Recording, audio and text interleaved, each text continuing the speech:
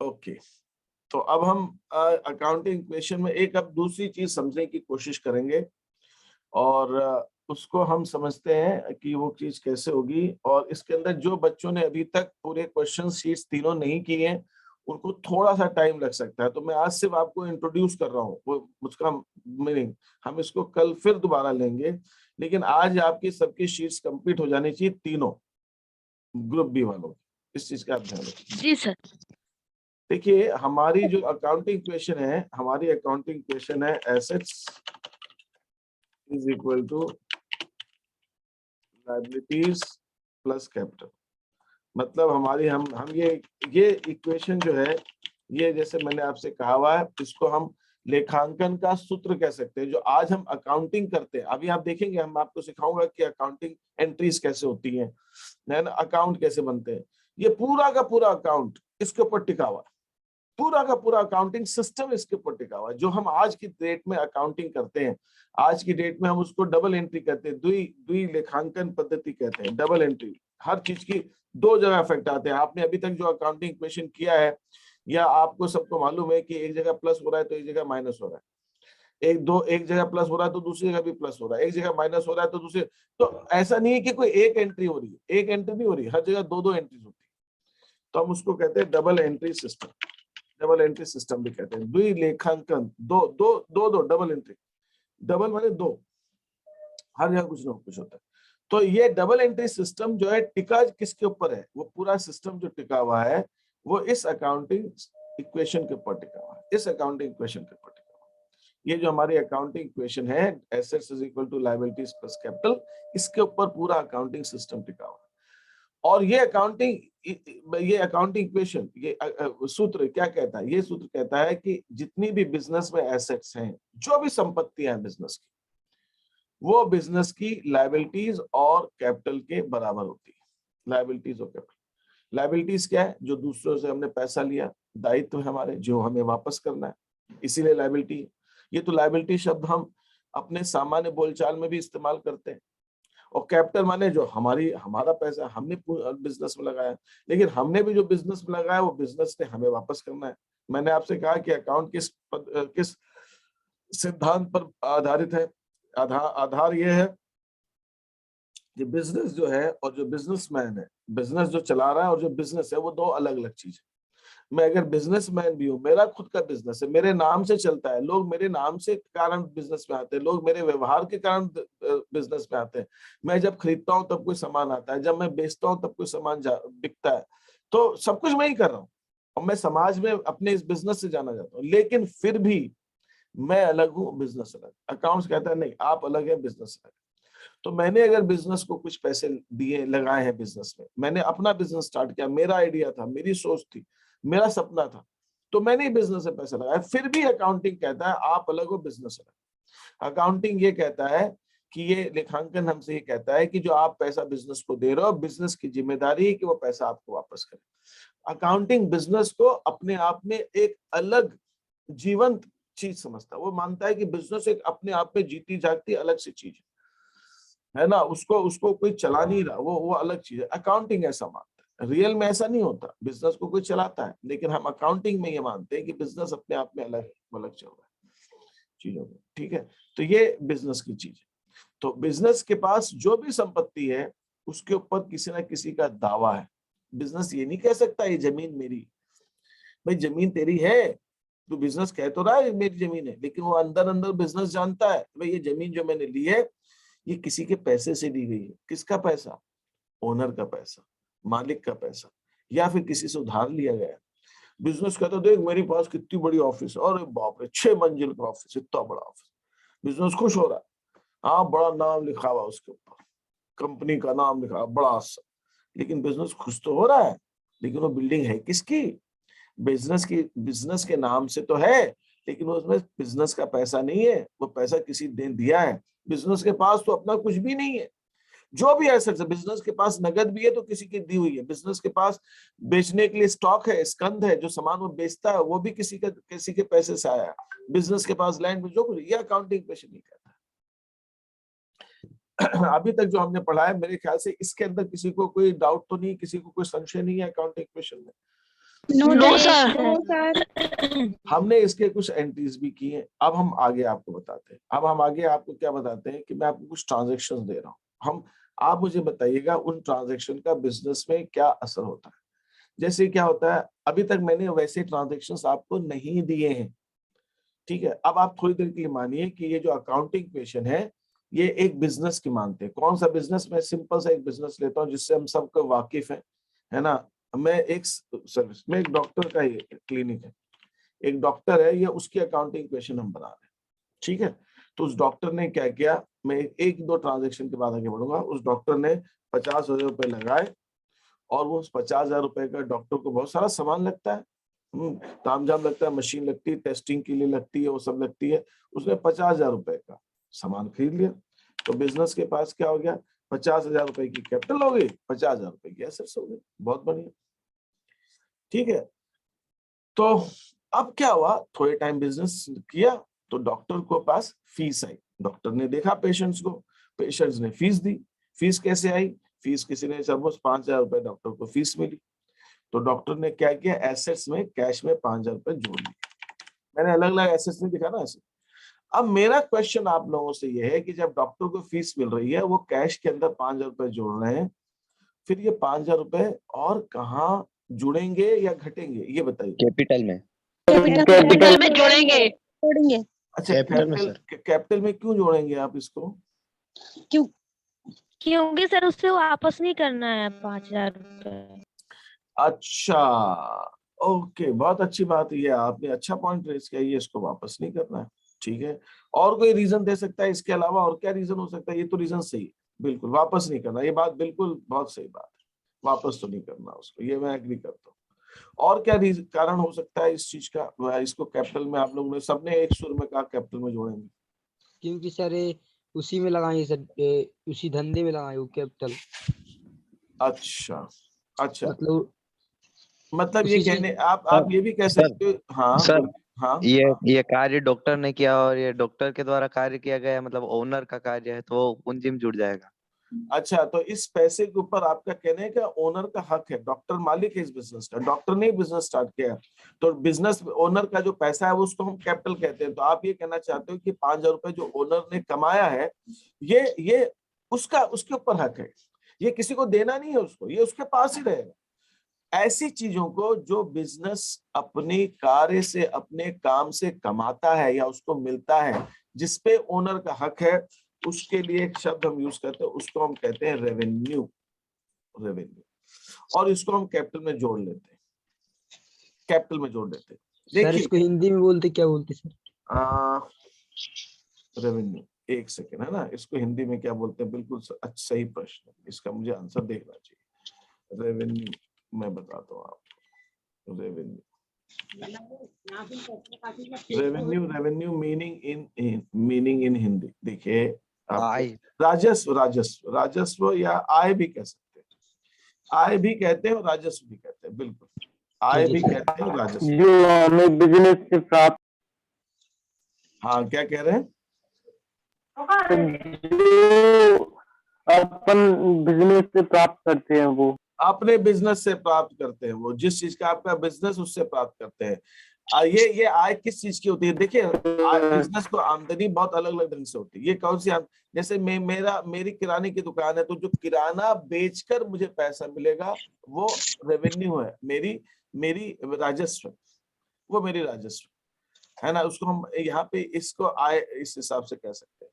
किराना बेच के पैसा, डॉक्टर को जो फीस आ रही है वो आय, वो उसकी वो रेवेन्यू। ये प्रॉफिट नहीं है, ये लाभ नहीं है, ये समझिएगा, ये लाभ से ये अलग है, ये आय अलग है, लाभ से अलग है। ये भी मैं बताऊंगा लाभ और रेवेन्यू में क्या डिफरेंस है, प्रॉफिट और रेवेन्यू में क्या डिफरेंस है। रेवेन्यू माने जो मिला, मान लीजिए मेरी मिठाई की दुकान है, मैंने 1,000 रुपए की मिठाई बेची, तो जो 1,000 रुपए मिले वही रेवेन्यू। मैंने काम किया कुछ, मैंने कुछ स्टेशनरी बेची, मैंने कॉपी किताब बेची 500 रुपए की, तो जो 500 रुपए मिले वो, उसको मैं रेवेन्यू कह रहा हूँ। प्रॉफिट नहीं है ये, प्रॉफिट और रेवेन्यू में फर्क होता है, मैं प्रॉफिट में बात करता हूँ आपसे, ठीक है। तो ये रेवेन्यू है। अब आपने एक बात बहुत सही कही कि आप सबका ये कहना था कि सर ये जो है रेवेन्यू को हम कैपिटल में ऐड करेंगे, लेकिन क्या करते हैं हम कैपिटल में हम कब ऐड करते हैं? साल के अंत में ऐड करते हैं। साल भर जब हम लेखांकन कर रहे हैं तब हम ऐड नहीं करते। तो आप पूछ सकते हैं सर ऐसा क्यों करते हैं, हम साल भर क्यों नहीं ऐड करते? साल भर हम इसलिए नहीं ऐड करते कि साल के अंत में हम ये जानना चाहते हैं इसका टोटल लगा के अलग से कि भाई पूरे साल में हमको कितनी कितना रेवेन्यू लाभ, हुई है, कितना लाभ मिला है। कितनी कितनी आय हुई है। अगर हम इसको कैपिटल में पहले से जोड़ देंगे तो पूंजी और आय दोनों Yes, मिल sir. जाएगी, तो हमें साल के अंत में ये नहीं मालूम पड़ेगा कि हमारी पूंजी कितनी थी, हमने आय कितनी की। हम Yes, sir. साल के अंत में आय अपनी निकालने के बाद, जोड़ने के बाद फिर हम क्या करते हैं, जो साल के अंत में हमारी कैपिटल होती है उस कैपिटल के अंदर हम इसको जोड़ देते हैं।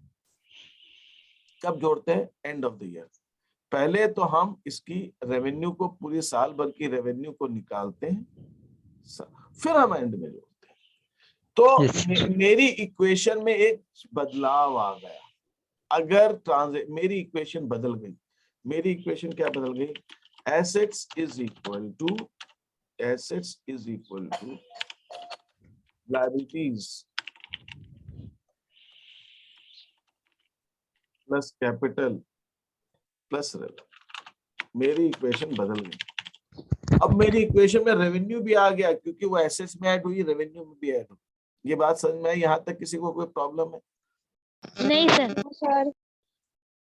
भाई आप लोग ये बोर्ड के ऊपर आपकी बहुत इच्छा है लिखने की, तो मैं स्क्रीन पे आपको एक बार मौका दे दूंगा, ठीक है? मुझे बस बता दीजिएगा, ठीक है? अब ये तो ही रेवेन्यू।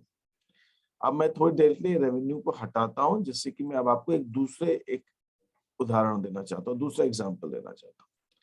अब भाई डॉक्टर को फीस भी आई, बहुत अच्छी बात है, कैपिटल में डॉक्टर ने, तो आपने मुझसे कहा कि ये रेवेन्यू है, तो मैंने इसको रेवेन्यू में ऐड करूंगा। अब एक और चीज, डॉक्टर जो है उसने एक अपने पास एक असिस्टेंट रखा हुआ, अपना एक चेला रखा हुआ, अपना एक कंपाउंडर रखा हुआ, उसको मदद करता है उसके काम करने में, Yes, sir. No है ना? problem. एक उसको 3,000 रुपए की सैलरी देनी है, तो Yes, उसने sir. 3,000 रुपए की सैलरी दे दी। तो कैश में क्या करेंगे? प्लस करेंगे, माइनस करेंगे? Yes, करेंगे sir. सर। माइनस करेंगे। सैलरी दे रहे हो तो आप माइनस होगा ना? Yes, sir. घटेगा, घटेगी Yes, सर assets. कैश में से घट जाएगा 3,000 रुपए। अब मैं और क्या करूं? इसका प्लस क्या करूं, माइनस क्या करूं? दो जगह आना है, इसका दूसरा इफेक्ट क्या आएगा? सर इस तरफ सर रेवेन्यू से घटा देंगे सर, और क्या है सर? क्या करेंगे? एक तो आपने कहा, एक ने कहा रेवेन्यू में से घटा दीजिए, और दूसरा कैपिटल में से कम होगा। कैपिटल पे तो आपका कहना है उसको मैं यहाँ पर कैपिटल में से घटा दूं। अगर मैं, यहाँ जी नहीं सर। सर, यहाँ सर जुड़ जाएगी सर कैपिटल में। अच्छा नहीं, कैसे जुड़ेगी बताइए? फिर हमारी इक्वेशन तो मैच ही नहीं करेगी। अगर मैं 3,000 रुपए बाईं तरफ जोड़ूंगा और दाहिनी तरफ घटाऊंगा, दाहिनी तरफ जोड़ूंगा, तो एसेट्स तो मेरी कम हो जाएगी। तो क्या होगा पता है? ये इस साइड का टोटल तो मेरा कम हो जाएगा और इस साइड का टोटल तो मेरा बढ़ जाएगा। तो sir left hand side, right hand side तो मैच ही नहीं करेगी। और दूसरी चीज एक और दिक्कत की बात है, जब आपको रेवेन्यू आ रही है तब तो आप कैपिटल में जोड़ रहे हो, और जब आप खर्चा कर रहे हो सर तब आप तब भी कैपिटल में जोड़ रहे हो, तो दोनों कैसे जोड़ सकते हैं? ये तो खर्चा, बिजली का बिल दिया आप, ये तो मैंने तनख्वाह बताई, वेतन। आप बिजली का बिल भी दे सकते हो, आप टेलीफोन का बिल भी चुका सकते हो, है ना? आप कुछ दवाइयां वगैरह पेशेंट्स को देने के लिए वो भी खरीद सकते हो। सर एक्सपेंस का कॉलम बना सकते हैं। तो बेटा इसमें ऐसा है कि जैसा आपने कहा कि ये रेवेन्यू कैपिटल में जुड़ती है, इसी ढंग से हमको एक्सपेंस जो होगा, खर्चा होगा, वो हम कैपिटल में से हम उसको माइनस करते हैं। तो जो हमारी इक्वेशन है वो पूरी कैपिटल में ये ऐड होता है और कैपिटल में ये लेस होता है, रेवेन्यू ऐड होता है, लेस होता है। तो जो मेरी इक्वेशन मैंने यहाँ पे आपको दिखाई थी, ये वाली, इसके अंदर अगर मैं लिखूं इसको, तो liabilities plus capital plus revenue, और यहाँ पे मैं लिखता हूँ माइनस एक्सपेंसेस। तो जो मेरी इक्वेशन है वो कुल मिला के मेरी इक्वेशन कुछ ऐसी, ये कैपिटल में ऐड होता है और कैपिटल में लेस होता है। तो मैं इस इक्वेशन को कुछ इस ढंग से लिख सकता हूँ, assets is equal to liabilities.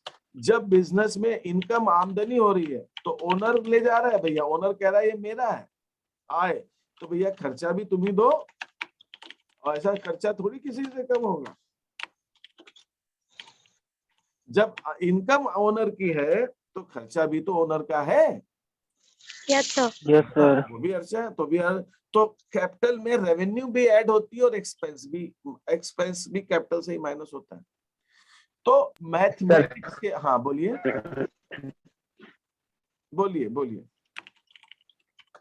तो मैं इस इक्वेशन को, इस सूत्र को ऐसे भी लिख सकता हूं, assets is equal to liabilities plus capital minus plus revenue minus expenses. ये मेरी इक्वेशन हो गई। यहाँ पर किसी को कोई चीज पूछनी है? No sir. No no sir. Sir. अब आप गणित में जानते हैं, मैथ्स में जानते हैं कि अगर मैं इधर कोई चीज माइनस कर रहा हूं और अगर ये बराबर के इक्वल टू साइन के इधर में कोई चीज माइनस, अगर मैं उसको बाईं तरफ ले जाऊं तो प्लस में हो जाएगा सर। प्लस हो प्लस हो जाएगा सर। तो मैं इस हाँ इक्वेशन सर। तो मैं इस इक्वेशन को ऐसे भी तो लिख सकता हूँ,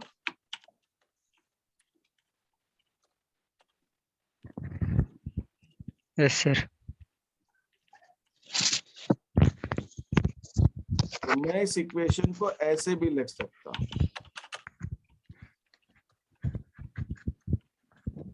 तो भाई जब हमारा बिजनेस के अंदर रेवेन्यू और एक्सपेंस भी आने लगेगा, हमारी आमदनी बढ़ने लगेगी, हमारा होने लगेगा काम धाम, तब हमें क्या करना पड़ेगा? Assets plus expenses is equal to liabilities plus capital plus revenue.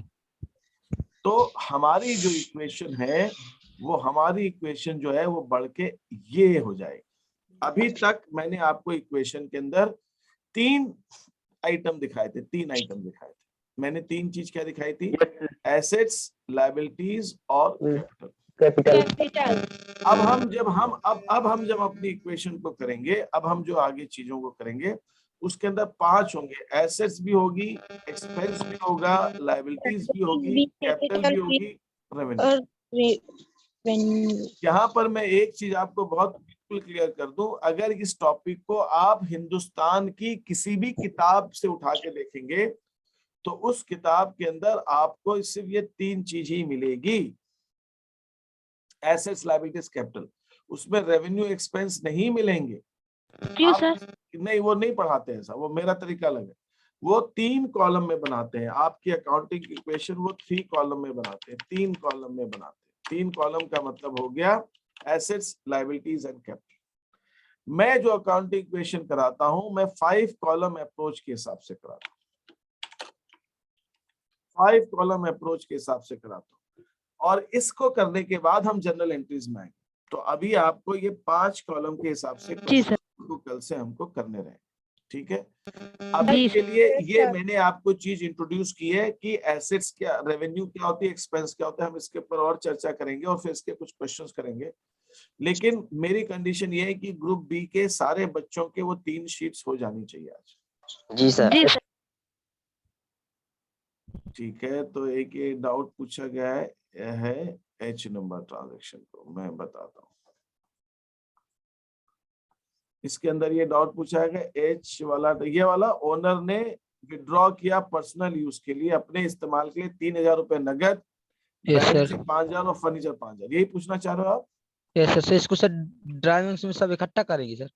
हाँ, इसको हम क्या करेंगे, हाँ इसको हम ऐसे करेंगे, मैं इसको यहाँ पे लिख देता हूँ आपको, ठीक है? ये मेरी इक्वेशन है ऐसी,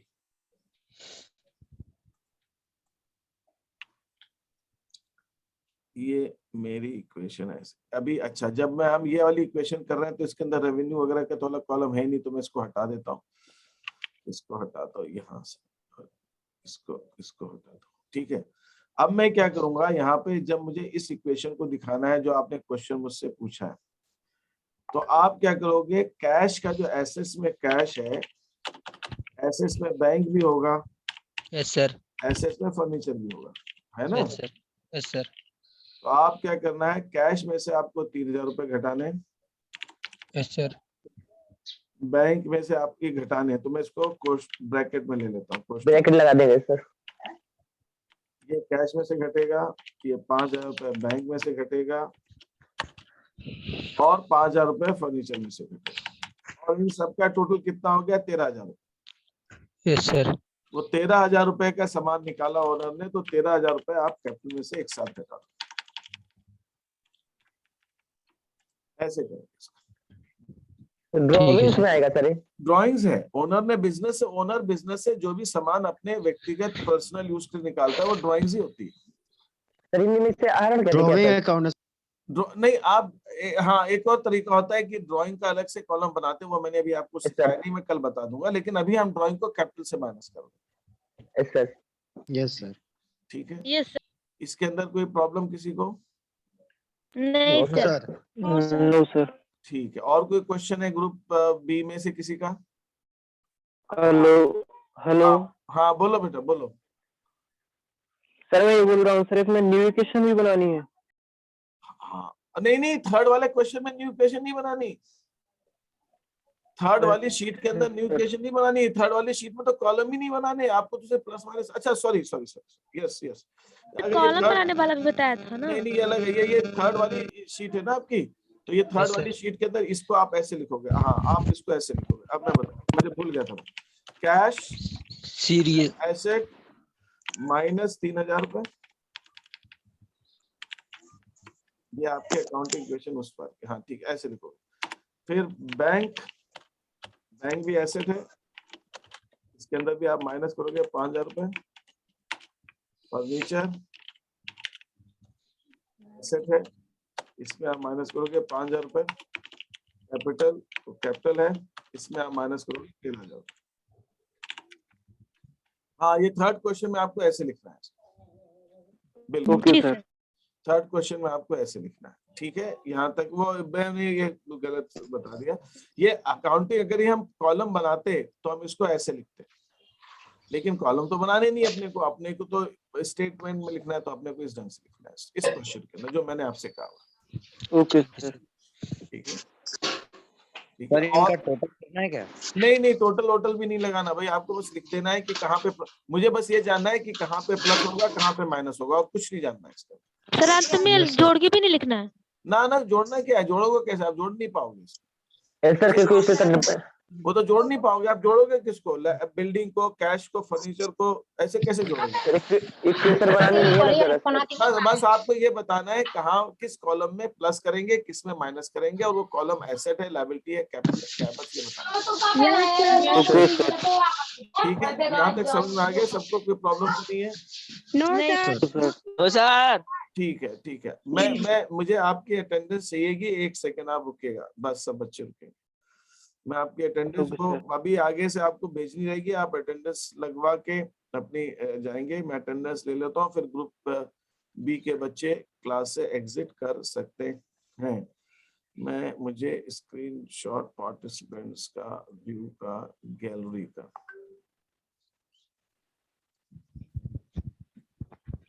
ओके ये अटेंडेंस शीट हो जाएगी।